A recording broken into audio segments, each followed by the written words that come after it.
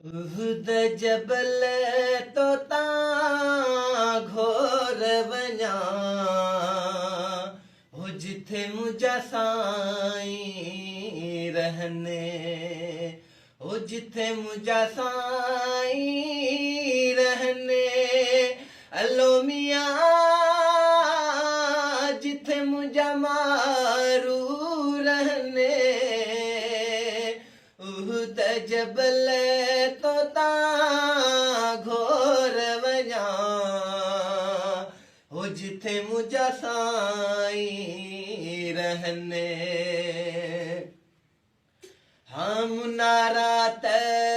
महबूब जा अलो मियां